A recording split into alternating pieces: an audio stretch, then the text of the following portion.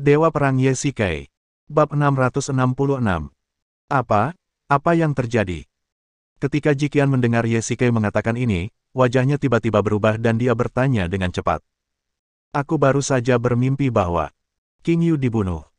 Ye-Shikai masih dalam keadaan terkejut, wajahnya dipenuhi keringat dingin, dan seluruh wajahnya tampak sangat pucat. Adegan dalam mimpinya masih terbayang jelas dalam ingatannya, dan mimpi buruk itu terhenti saat suara tembakan terdengar. Itu ternyata hanya mimpi. Mendengar ini, Jiqian tertegun sejenak, lalu menghela napas lega. Cek, kukira itu nyata, ternyata hanya mimpi buruk. Jiqian memutar matanya ke arah Ye-Shikai. Dia sudah dewasa tapi masih saja seperti anak kecil, mudah gugup bahkan saat mimpi buruk. Tepat ketika dia berbaring dan ingin melanjutkan tidurnya, Ye-Shikai tiba-tiba mengulurkan tangan dan memeluknya. Tidak, dengarkan aku. Ye-Shikai tersentak. Jika ini benar-benar mimpi buruk, maka Ye-Shikai tidak peduli. Namun bagaimana jika mimpi buruk itu menjadi kenyataan? Saya ingat ketika pertama kali tiba di Yanjing, Ye-Shikai juga bermimpi buruk, tetapi tokoh utama dalam mimpi itu adalah Luo Shiki. Itu juga karena pemberitahuannya yang tepat waktu sehingga Luo Shiki lolos dari malapetaka. Kalau tidak, dia mungkin telah menjadi sasaran pisau gagak beracun hari itu. Ye-Shikai menceritakan pada Jiqian bagaimana dia menyelamatkan Luo Shiki, dengan harapan membuatnya mengerti bahwa ini mungkin lebih dari sekadar mimpi buruk. Jadi, menurutmu mimpi buruk ini akan menjadi kenyataan? Melihat Ye-Shikai begitu serius, Jiqian tentu saja menjadi serius juga. Meskipun demikian, dia tetap merasa bahwa hal itu tidak mungkin terjadi. Bagaimanapun, itu hanyalah mimpi buruk. Bahkan jika Ye-Shikai benar-benar mengalami mimpi buruk yang menjadi kenyataan sebelumnya, itu tidak berarti bahwa itu akan menjadi kenyataan setiap saat. Pengawal Luo Shiki paling banter adalah pengawal yang terlatih, tetapi Su Qingyu memiliki tuan seperti mimpi buruk dan hantu di sekelilingnya. Kecuali jika seseorang benar-benar menggunakan tangan besar, di Yanjing, yang terbaik yang dapat dilakukan hanyalah pembunuhan. Jika tidak, begitu Biro Keamanan Nasional diberitahu, partai lain tidak akan dapat mengundurkan diri. Ya, Ye-Shikai berteriak panik dan langsung berjalan keluar tenda. Tidak, aku ingin kembali ke Yanjing untuk mencarinya. Tunggu. Jiqian segera menangkapnya dan berkata, apa kau gila? Lagi pula, jika memang seperti yang kau katakan, bahkan jika kau terbang kembali sekarang, itu akan terlambat. Apa yang harus saya lakukan? Yang paling menyebalkan adalah medan magnet hutan hujan ini. Peralatan elektronik tidak dapat digunakan, dan Ye-Shikai tidak dapat memberitahu hantu untuk berjaga. Perasaan putus asa menyergap hati Ye-Shikai. Ada apa, bos? Pada saat ini, Miehun yang sedang berpatroli juga bergegas datang bersama beberapa pengawal rahasia. Ceritanya panjang. Jiqian menjelaskan kejadian itu secara singkat kepada semua orang. Miehun juga memiliki ekspresi acuh tak acuh. Lagi pula, tidak ada orang yang menganggap serius mimpi buruk. Bos, itu pasti hanya kebetulan terakhir kali. Apakah kamu masih khawatir dengan kemampuan Ghost? Miehun menghibur. Miehun benar. Kamu bermimpi tentang apa yang kamu pikirkan sepanjang hari. Kamu terlalu khawatir tentang keselamatan King Yu, jadi kamu mengalami mimpi buruk. Jangan khawatir. Jiqian juga berkata dari samping. Setelah mendengar ini, Ye-Shikai setengah percaya dan setengah ragu. Memang benar, kalaupun mimpi buruk itu benar-benar menjadi kenyataan, kemungkinan besar itu hanya suatu kebetulan. Namun, Ye-Shikai masih khawatir, tapi dia tidak berdaya. Saya harap begitu. Pada titik ini, Ye-Shikai tidak punya pilihan selain berdoa agar semua ini hanyalah mimpi buruk. Yanjing, rumah sakit. Di kantor rumah sakit, Ghost bekerja hingga larut malam, memproses dokumen. Tiba-tiba pintu kayu itu terbuka perlahan. Hantu, mengapa kamu belum tidur sampai larut malam? Suara Phantom Fox terdengar perlahan, dan dia berjalan selangkah demi selangkah. Oh, ini Phantom Fox. Saya sedang meninjau dokumen. Para pemimpin industri asing itu selalu datang kepada saya untuk melapor. Ghost berkata ringan, tetapi tidak menyadari bahwa Phantom Fox sedang mendekatinya selangkah demi selangkah. Benarkah? Aku belum lama berada di Istana Dunia Bawah, jadi aku tidak tahu banyak tentang industri ini. Phantom Fox berkata sambil tersenyum, mengeluarkan sebotol anggur merah dan 2 gelas dari lemari anggur di sampingnya, menuangkan setengah gelas, dan berjalan perlahan ke arah hantu dengan ekspresi menggoda di wajahnya. Ayo, minum. Pakaian di bawah leher giok ramping Huanhu setengah tertutup, pinggangnya ramping, dan sepasang kaki putih terlihat dari bawah congsam putih. Oke. Hantu itu mengangkat gelasnya, keduanya berdenting pelan, menyesapnya, dan Phantom Fox menggerakkan tubuhnya sedikit. Namanya sudah menunjukkan, matanya seperti rubah, dan semua pria tidak akan melupakannya hanya dengan sekali pandang. Senyum tipis muncul di sudut mulut si rubah hantu, dan tubuhnya perlahan bersandar pada hantu itu, sementara salah satu kakinya yang panjang mengusap lembut paha hantu itu. Phantom Fox, apa maksudmu? Tubuh hantu itu bergetar pelan dan tanpa sadar menoleh ke samping. Phantom Fox tiba-tiba menerkamnya, menekan kursi di belakang hantu itu dengan satu tangan, menatap mata hantu itu. Kulit Phantom Fox seputih krim dan sedikit merah, dan congsam putihnya semakin menarik perhatian pria itu. Malam ini panjang, aku tak berselera untuk tidur, dan hatiku hampa. Rubah hantu itu dengan lembut mencondongkan tubuhnya ke telinga sang hantu, bernapas dengan manis, dan sebuah tangan giok putih perlahan naik ke dada sang hantu. Tangan giok itu berubah menjadi jari-jari, dan menggambar lingkaran di dada. Kosong, kamu mencari mimpi buruk, mengapa kamu mencariku? Hantu itu terus menggerakkan badannya ke bawah, berusaha menjaga jarak dari Phantom Fox, namun karena ia sedang duduk di kursi, ia tidak berani membuat gerakan besar apapun. Kalian para lelaki selalu mengatakan bahwa bunga-bunga dalam negeri tidak seharum bunga-bunga liar. Apakah kami para wanita tidak boleh berpikir seperti itu? Phantom Fox berbisik lembut di telinga Ghost. Mimpi buruk sedang tertidur. Aku ingin tahu apakah hantu bisa membantuku. Apa bantuannya? Bagaimana menurutmu? Phantom Fox tertawa pelan dan langsung duduk di kaki Ghost. Pada saat yang sama, ia memanjat leher Ghost dengan kedua tangan, dan perlahan bergerak turun untuk membuka kancing kemeja Ghost. Satu persatu, hingga yang terakhir, hantu itu mengulurkan tangan dan menggenggam tangan rubah hantu itu. Wah, kamu suka mengambil inisiatif. Phantom Fox berkata sambil tersenyum dan mengedipkan mata pada hantu itu. Ya, aku suka mengambil inisiatif, jadi kamu turunlah terlebih dahulu. Hantu itu tersenyum licik. Baiklah, aku turun dulu. Huanho membetulkan congsamnya dan turun dari hantu itu. Baiklah, cepatlah, atau kau ingin aku membantumu melepaskan pakaianmu. Lepaskan pakaianmu. Hantu itu tiba-tiba tertawa dan mengancingkan kemejanya satu persatu. Apa maksudmu? Saya hanya ingin tahu, apakah kalian para pembunuh wanita suka merayu terlebih dahulu dan kemudian menyerang? Ghost terkekeh. Baiklah, berhentilah berakting, kau sudah terbongkar. Hantu itu tersenyum tipis, dan melihat rubah hantu itu tidak bergerak, dia tidak terburu-buru mengambil tindakan, melainkan merapikan pakaiannya terlebih dahulu. Letakkan belati di lengan bajumu. Aku akan memberimu kesempatan. Kembalilah dan beritahu tuanmu untuk tidak bermain api. Hantu itu duduk kembali di kursinya, menyesap anggur merah, dan berkata perlahan. Bab 667. Hantu itu meminum anggur merah dalam gelas. Hidup atau matinya seorang pembunuh kecil tidak akan banyak berpengaruh pada situasi keseluruhan. Hantu itu tidak perlu memburunya. Jika dia membunuhnya, utusannya akan berkurang satu. Kenapa kau masih berdiri di sana? Kau ingin membunuhku? Hantu itu menoleh ke arah Phantom Fox, dan melihat bahwa dia masih berdiri di sana, menatapnya dengan dingin. Saya hanya ingin tahu kapan saya terpapar. Phantom Fox mengulurkan tangannya, menyentuh lehernya, dan dengan paksa merobek wajah palsu, memperlihatkan wajah yang cantik. Ratu Racun, itu kamu. Pandangan aneh terpancar di mata Ghost.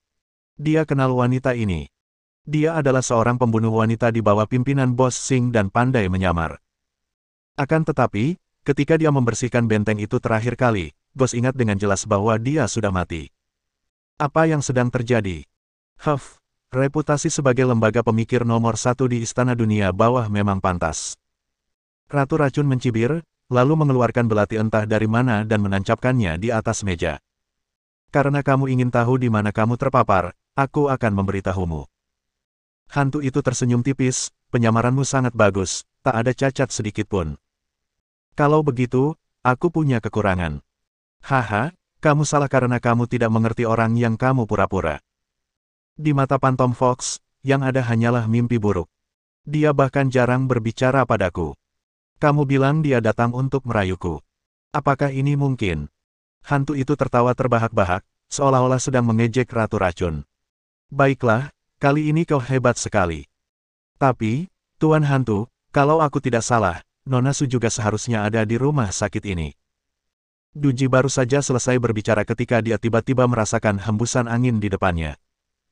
Ketika dia sadar kembali, dia mendapati Ghost sedang menempelkan sebilah pisau tajam ke lehernya dan berkata dengan suara dingin, "Kaulah yang melakukannya." "Haha, Tuan Hantu, sepertinya aku menginjak lukamu."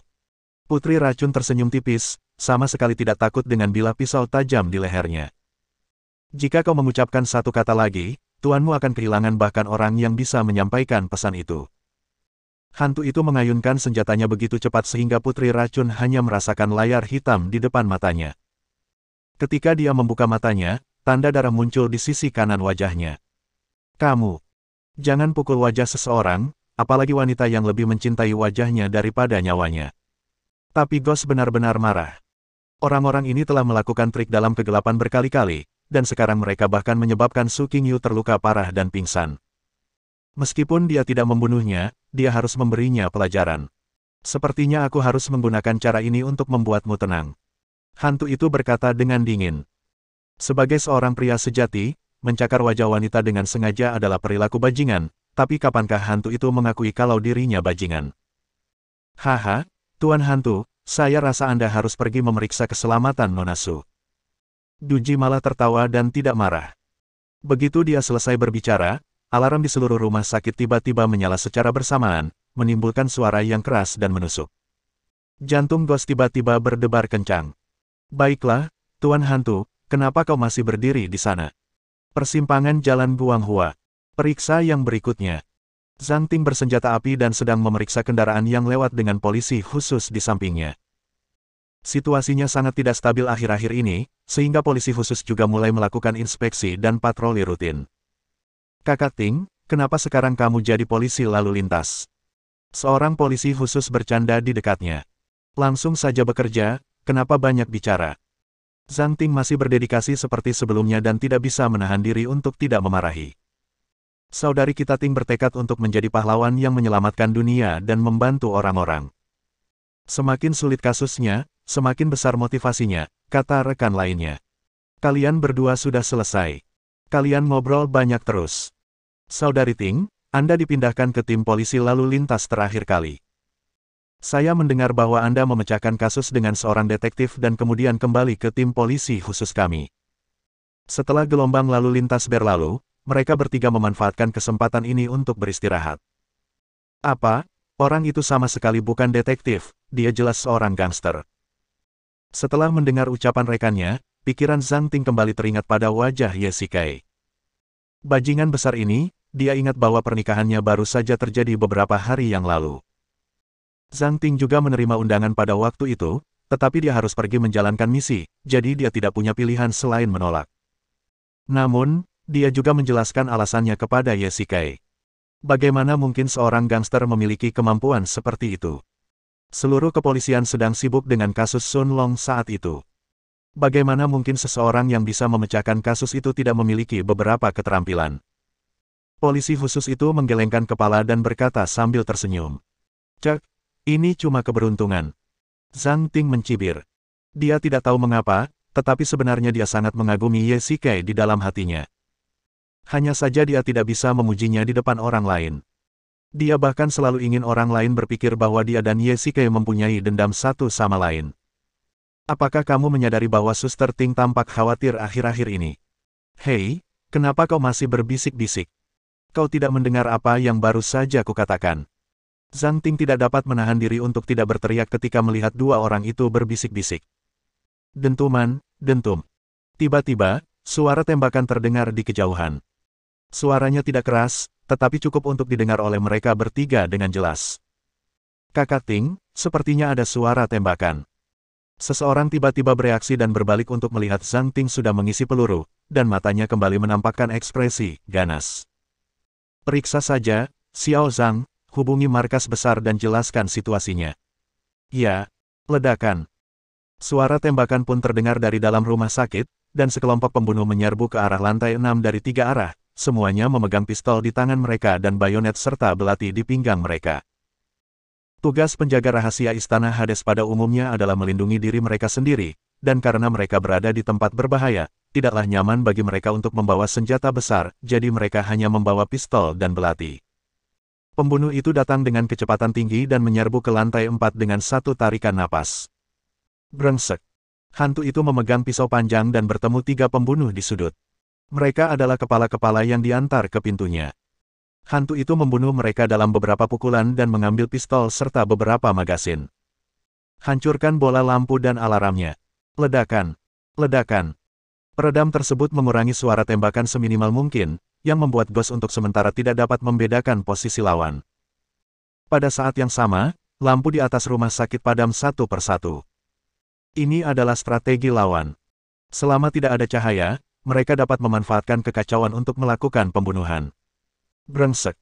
Kultivasi Ghost cukup dalam untuk bergerak bebas dalam kegelapan. Dia mengetahui dari kata-kata Duji bahwa target pembunuhnya adalah Su Qingyu, yang terbaring di bangsal di lantai 6. Memikirkan hal ini, Ghost tidak berani menunda dan langsung berlari ke bangsal Su Qingyu. Berhenti. Ketika melewati sebuah sudut, terdengar teriakan dari belakang hantu itu. Yang tidak disangka hantu itu adalah bahwa suara itu sebenarnya suara perempuan. SWAT, letakkan senjata kalian dan angkat tangan kalian, cepat. Bab 668. Letakkan senjatamu, kau mendengarku. Zhang Ting mengarahkan pistolnya ke punggung Ghost dan berteriak dengan kasar. Hantu berpikir dalam hatinya, bahwa itu tidak baik. Mengapa mereka menemui polisi pada saat ini? Su Qingyu bisa berada dalam bahaya kapan saja. Dia tidak punya banyak waktu untuk menjelaskan, dan semakin mustahil bagi Zhang Ting untuk mendengarkan penjelasannya. Kakak Ting, hati-hati, dia punya senapan mesin ringan di tangannya. Seorang petugas polisi khusus berkata kepada Zhang Ting sambil melihat MP5 di tangan Ghost. Senapan mesin ringan jenis ini merupakan senjata yang ampuh di kota. Sekarang Ghost bahkan lebih bersemangat untuk mengutuk, dia mengambil kesalahan atas para pembunuh itu. Xiao Chen, ambil senjatanya. Zhang Ting berkata dengan dingin. Petugas polisi khusus di sampingnya menanggapi, mengeluarkan sepasang borgol dari belakang, berjalan cepat ke sisi Ghost, mengambil senapan mesin ringan di tangannya, dan memborgol Ghost dengan terampil. Bawa dia pergi. Zhang Ting memerintahkan dengan dingin. Rumah sakit dipenuhi dengan suara tembakan dan Zhang Ting masih harus berurusan dengan orang lain. Saya minta maaf atas pelanggaran tersebut, kata Ghost ringan. Sebelum petugas polisi khusus bisa bereaksi, tangan Ghost secara misterius terlepas dari borgol. Detik berikutnya, semburan asap tiba-tiba meledak di tanah. Rangkaian tindakan itu tampaknya selesai dalam sekejap, begitu cepatnya sehingga mereka bertiga tidak dapat bereaksi. Hehe, kejar dia cepat. Zhang Ting sangat marah. Dia bahkan berani berbuat trik di bawah hidung polisi khusus. Tapi itu sungguh aneh. Bagaimana pria itu bisa bebas? Ketika asap menghilang, hanya 3 orang yang tersisa di sana, dan senapan mesin ringan di tanah pun hilang. Ya. Semua penjaga rahasia bergegas ke lantai 6. Ghost menyalakan headset dan berbicara ke dalam, tetapi dia mendengar suara gemerisik yang tajam. Jelaslah bahwa seseorang telah memasang pengacau di rumah sakit. Brengsek. Hantu itu sangat marah sehingga ia melepas headsetnya dan berlari menuju lantai 6. Deng, deng, deng. Tepat saat Ghost melewati sudut jalan, ia tiba-tiba bertemu dengan sekelompok pembunuh dan melepaskan tembakan tanpa berkata apa-apa. Meskipun para pembunuh itu telah menerima pelatihan profesional, mereka tidak sebanding dengan para pembudidaya. Ghost hanya melemparkan senapan mesin ringannya ke samping, memegang belati di satu tangan, dan melompat ke belakang para pembunuh. Mencari kematian. Belati di tangan hantu itu lincah seperti kupu-kupu, langsung menusuk leher seorang pembunuh. Hantu itu mengambil pistol dari pinggang si pembunuh dan membunuh seorang lainnya dengan sekali tebasan pistol. Dentuman, dentum, dentum. Hantu itu punya sesuatu yang penting untuk dilakukan, jadi dia menarik pelatuknya berulang kali. Setelah dengan mudah membunuh para pembunuh itu dengan pistolnya, dia langsung berlari menuju lantai 6. Mimpi buruk, di mana lelaki mimpi buruk itu? Hantu itu berteriak sambil berlari, sementara beberapa peluru berterbangan di sekitarnya dari waktu ke waktu. Tunggu, Phantom Fox. Saat hantu itu berjalan, seorang wanita tiba-tiba keluar dari pintu dan menabrak hantu itu. Setelah dia melihat orang itu dengan jelas, dia tiba-tiba teringat bahwa Phantom Fox ini mungkin adalah ratu racun yang menyamar. Tunggu, kau adalah Phantom Fox. Hantu, apakah kamu salah minum obat atau kamu buta? Huanhu tidak bisa menahan diri untuk tidak memarahi. Tentu saja, dia tidak mengerti situasinya, jadi dia tentu saja mengira Ghost gila. Seseorang berpura-pura menjadi dirimu, tetapi aku mengusirnya. Aku hanya ingin memastikannya sekarang. Hantu itu segera menjelaskan, di mana manusia mimpi buruk. Saya juga tidak tahu. Saya hanya keluar dan tidak pernah kembali. Saya mendengar seseorang menyerang di luar, jadi saya keluar untuk melihat. Huanhu tampak kesal. Dia dikenal memiliki 1000 wajah, dan sekarang seseorang berani menyamar sebagai dia untuk menipu orang. Kalau saja dia tahu bahwa Ratu Racun menyamar menjadi dirinya untuk merayu hantu, Huanhu mungkin akan sangat marah. Lupakan saja, ikut aku ke lantai 6 sekarang. Kakak iparku masih di sana. Hantu itu mengumpat dalam hati dan bergegas ke lantai 6 tanpa menoleh ke belakang. Rumah sakit, lantai 6. Masuklah ke kamar dan lindungi Ratu, aku akan melindungimu. Mimpi buruk berdiri di pintu bangsal dan berkata kepada 3 penjaga rahasia di belakangnya, 2 tombak di tangannya masih meneteskan darah. Ya, Tuan. Nightmare tidak suka menggunakan senjata, jadi dia menggunakan senjata dingin dari awal sampai akhir. Saat pembunuh itu menyerang tadi, dia kebetulan sedang berpatroli di dekat situ. Ketika dia mendengar suara tembakan, dia menyadari ada sesuatu yang salah dan langsung berlari keluar bangsal Su Qingyu, menewaskan 2 pembunuh di jalan. Pada saat ini, kelompok pembunuh ini pasti datang untuk Su Qingyu, jadi dia harus melindungi Su Qingyu. Tak ada lagi yang penting. Mimpi buruk menatap setiap gerakan di sekitarnya. Tiba-tiba sebuah bayangan hitam menyambar dari luar dan langsung melesat menuju jendela bangsal. Keluar dari sini. Nightmare adalah orang yang cerdik dan cekatan. Dia mundur dan berdiri di dekat jendela, mengayunkan tombak gandanya ke arah bayangan hitam. Kali ini Nightmare melihat dengan jelas bahwa bayangan hitam itu sebenarnya adalah seorang pria berjubah hitam. Di dalam kegelapan, sebuah telapak tangan langsung mengenai tombak Nightmare. Kedua energi itu bertabrakan, dan gelombang kejut menghancurkan kaca anti peluru di belakang Nightmare. Melihat hal itu, ketiga pengawal rahasia di ruangan itu hendak keluar untuk membantu, namun dihentikan oleh gestur Nightmare. Siapa kamu? Kamu tidak pernah menunjukkan wajah aslimu kepada orang lain. Mimpi buruk sedang berhadapan dengan pria berjubah hitam. Saat 2 jagoan bertarung, satu gerakan dapat menunjukkan kekuatan jagoan lainnya. Pihak lainnya juga seorang kultivator, dan kultivasinya tidak rendah. Pria berjubah hitam itu tidak mengatakan apapun. Dia menggerakkan tubuhnya dan menamparkan wajah Nightmare. Karena lawan sudah melakukan gerakan yang mematikan, Nightmare tidak lagi menahan diri dan mengayunkan tombak gandanya untuk melawan. Saat berada di Gang Cheng, Nightmare pernah bertarung melawan Lian Mo yang bermutasi. Sekarang dia tidak takut lagi dengan pria berjubah hitam di depannya. Teknik telapak tangannya menekankan penggunaan tenaga dalam dan gerakan tubuh sesuka hati, sehingga banyak variasinya. Lelaki berjubah hitam di depannya jelas seorang pemain jagoan, dan Nightmare mengimbanginya dengan serangan dahsyat. Keluar dari sini. Mimpi buruk berteriak, mengerahkan tenaga dengan kedua tangannya, dan memanfaatkan celah pada posisi lelaki berjubah hitam itu, menusuk langsung ke arahnya dengan tombak gandanya. Lelaki berjubah hitam itu segera menundukkan kepalanya untuk menghindari tombak-tombak tajam itu. Pada saat ini, Nightmare mencondongkan tubuh ke depan dan menendang perut lelaki berjubah hitam itu dengan kakinya, menendangnya hingga terjatuh. Hehe, kamu bukan lawanku. Kalau kamu pergi sekarang, aku bisa membiarkanmu pergi. Kalau tidak, aku akan membunuhmu lain kali. Mimpi buruk berkata dengan dingin dan berdiri kembali di depan jendela.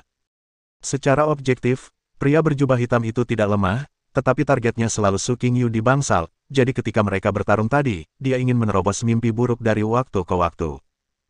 Dengan cara ini, dia tidak bisa mengabdikan dirinya pada duel, jadi dia dikalahkan oleh Nightmare hanya dalam 8 ronde. Semakin banyak kasusnya, semakin besar pula Nightmare harus melindungi keselamatan Su Qingyu. Kalau dalam keadaan normal, dia pasti akan mengejar lelaki berbaju hitam itu sampai terbunuh, tapi lebih baik tidak usah bertarung sekarang. Segalanya akan berubah, dan mereka akan bertemu lagi cepat atau lambat. Serahkan Nona Su dan saya akan segera pergi. Suara serak terdengar dari balik jubah hitam itu. Bab 669. Aku paling benci orang yang bicara omong kosong.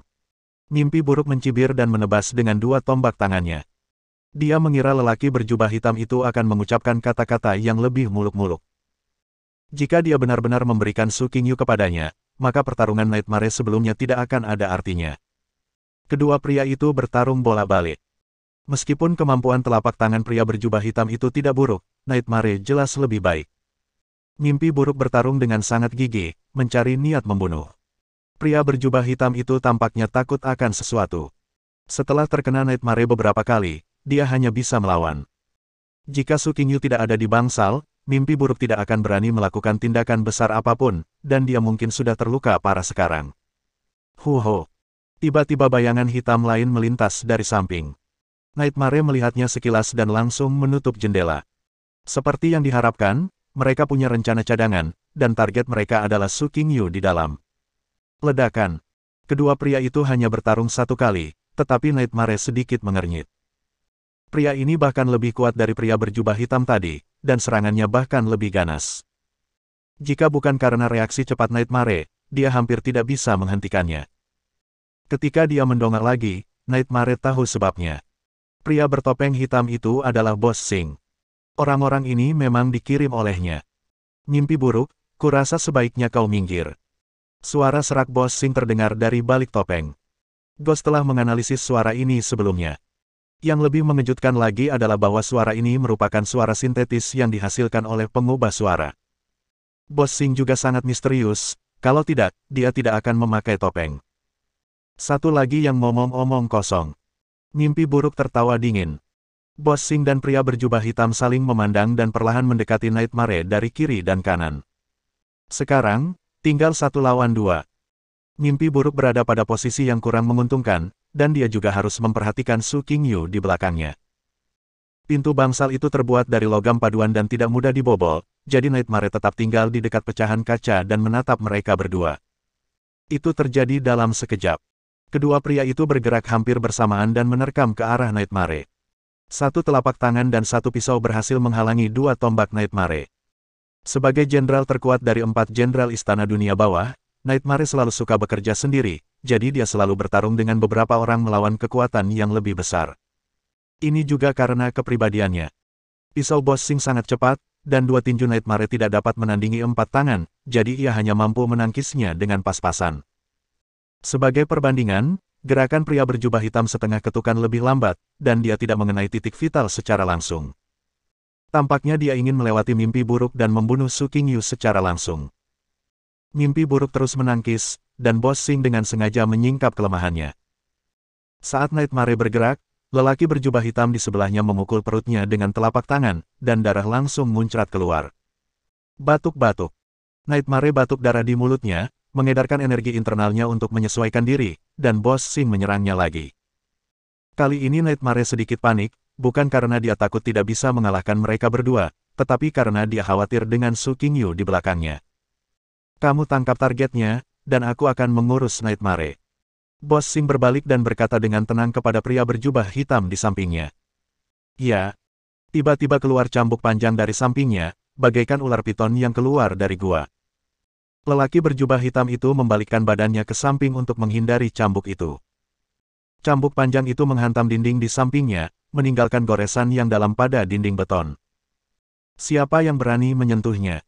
Phantom Fox tiba-tiba berlari keluar dari samping dan berdiri di depan Nightmare, dengan cambuk panjang di tangannya yang siap diayunkan. Cheng Yaojin, ini tiba-tiba membuat Bos Sing merasa sedikit rumit.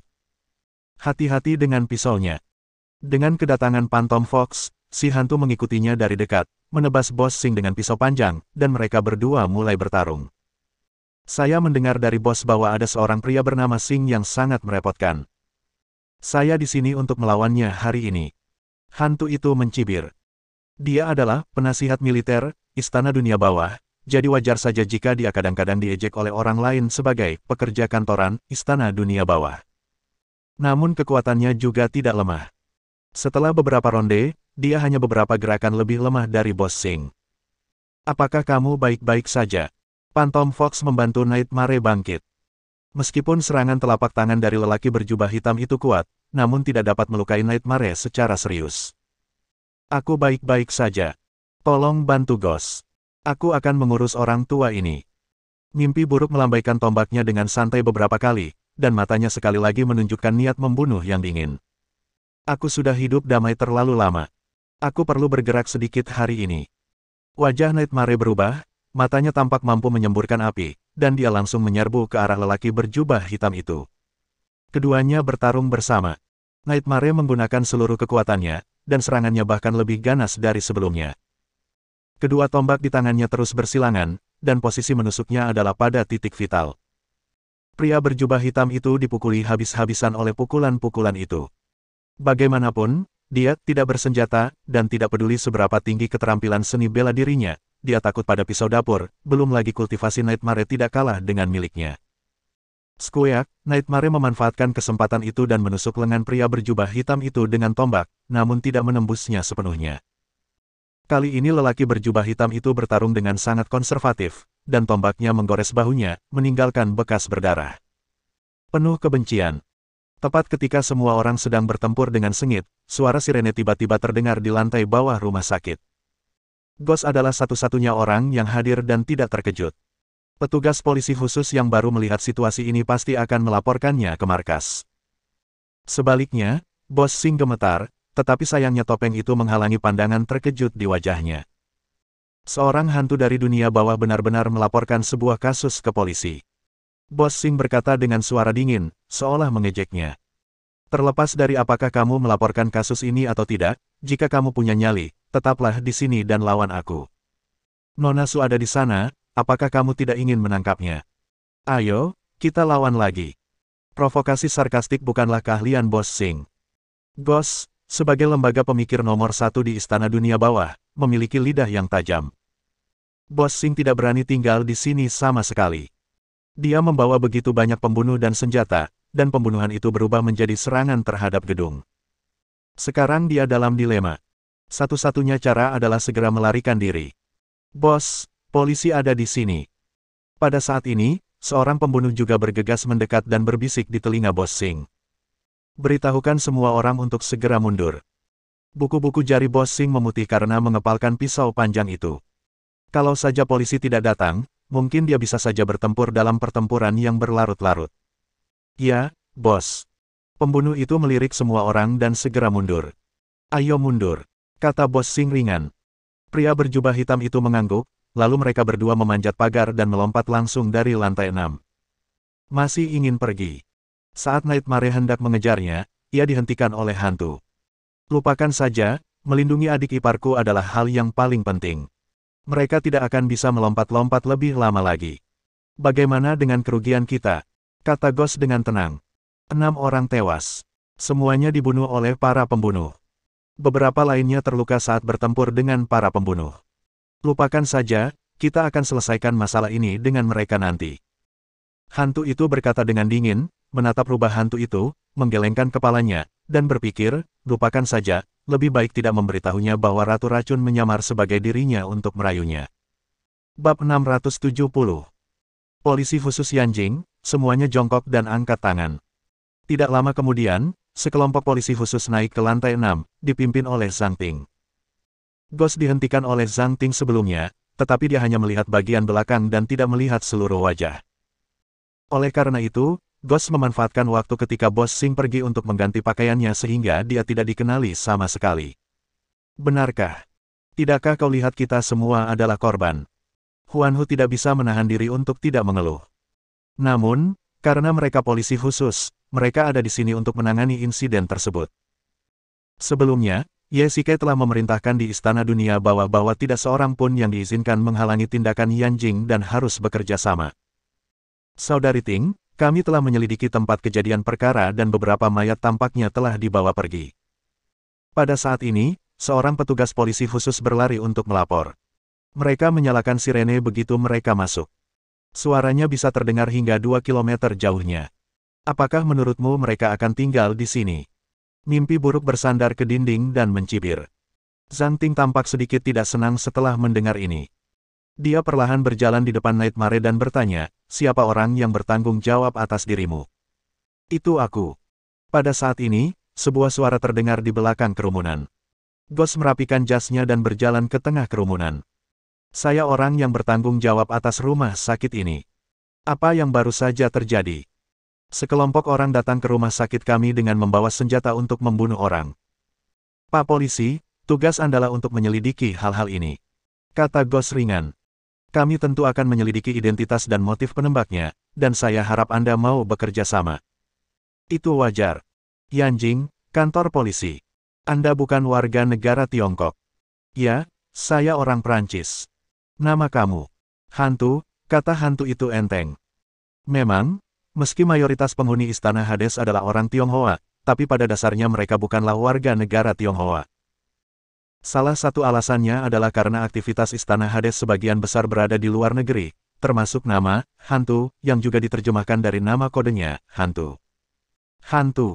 Zhang Ting menatap orang di depannya.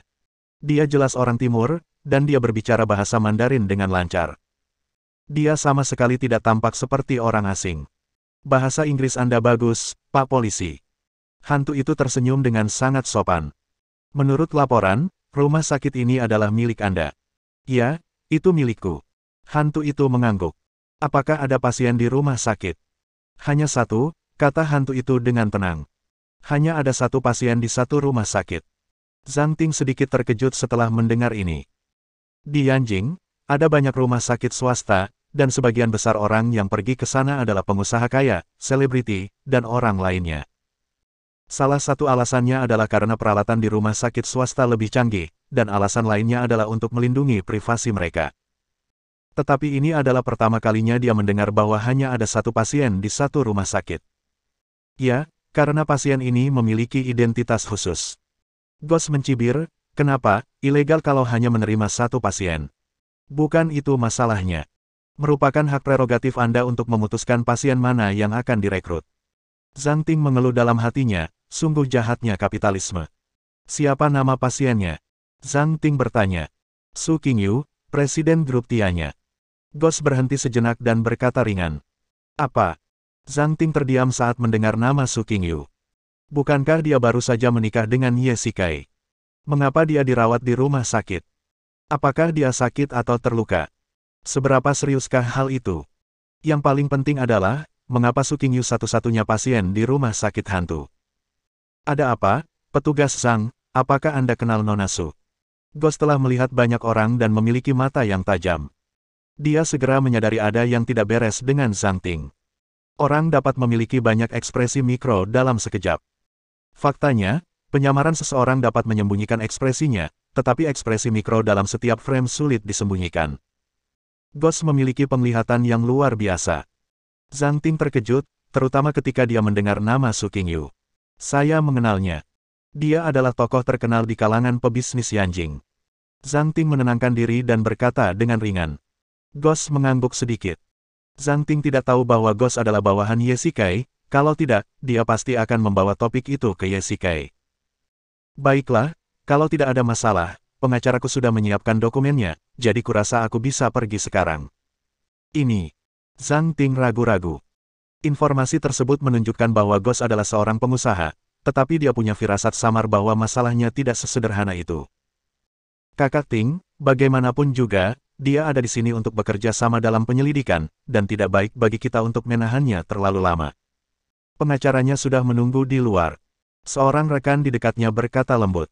Kalau begitu, kau boleh pergi. Terima kasih banyak.